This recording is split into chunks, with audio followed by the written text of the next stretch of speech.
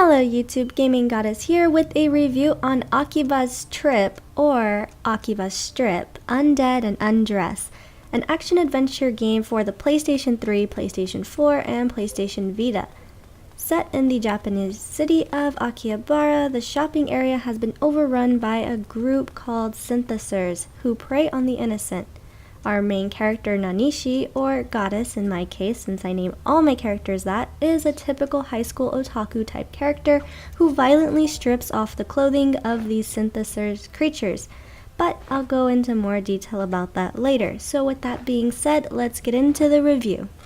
First things first, let's take a look at the gameplay. Akihabara is divided into 7 different blocks that the player can explore. The game of course has the main mission as well as side missions. The player can freely explore Akihabara between the main storyline, which allows time for the player to finish any of the side missions that they choose to do. Of course, side missions will have a limited time on them, but you can always obtain money or useful items after completing a side mission. At a certain point in the game's main story, the player is given a special camera application for their cell phone so that they can detect synthesizers on the streets. When the player takes a photo of a group of people, the synthesizers will be distorted in the photo. The player can then approach them to start a battle. As the player is fighting, other synthesizers will join in. Now if the player is fighting on the streets, the police will get involved in the fight as well. If the player loses a battle against the police, they will have to pay a fine. Now the combat in this game is a little strange. The player literally fights by stripping off the enemy's clothes. By using the triangle, X, and circle buttons on the controller, the player will attack the corresponding area.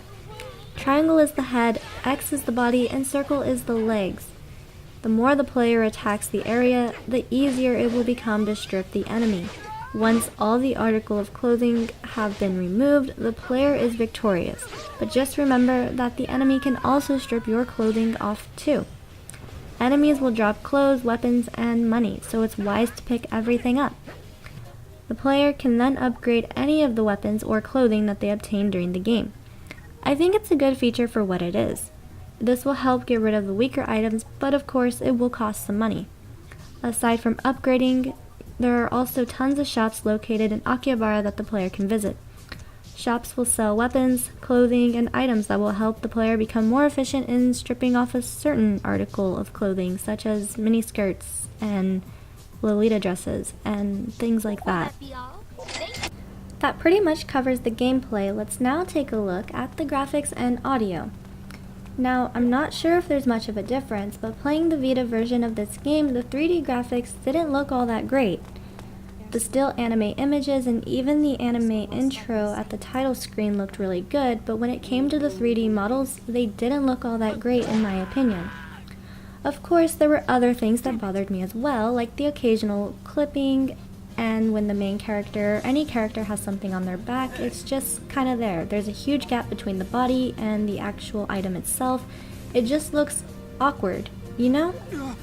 And finally, I did experience some glitches with this game. One being, well, this. I'm not sure how it happened, but when I went to grab her clothing, the player made the movement to do so, but wasn't actually grabbing anything. Understood. As for the audio, I despise the English voice acting. It's not the best, and the way they say anime is just so cringe. Other than that, the music isn't too bad. Of course, it does play on a loop, but it wasn't super annoying. Now let's take a look at the pros and cons based on my opinion. First, some pros would include a good amount of free DLC costumes, an upgrade feature, and the still anime images. As for the cons, it's not a good story. The English voice acting is bad, it has some glitches, the 3D models don't look that good, and the whole stripping of the clothing just to destroy an enemy is a bit ridiculous and is the wrong kind of fan service. At least in my book, it's the wrong kind of fan service. Overall, I did not enjoy this game at all. Now, when it first came out back in 2014, I did think it looked interesting at the time, but after playing it, I'm greatly disappointed. The story really isn't all that great, the voice acting is just bad, and I don't know if all the graphical issues are because it's on the Vita or not. I don't really mind the glitches so much, but when there's clipping and bad models and a huge gap between the person and the item on its back, it does start to bother me. Now, this is a more mature game, so if you are under the age of 17, I wouldn't recommend it. Heck, even if you are old enough to play it, I still wouldn't recommend this game to you. And it's not even because of the stripping mechanic, though that does have something to do with it. It's just everything about it is just so bad. This series has 4 other games, an anime and manga adaptation, so I guess there are people out there that do enjoy it, but I'm not one of them. Akiba's Trip gets an overall rating of 2 out of 10.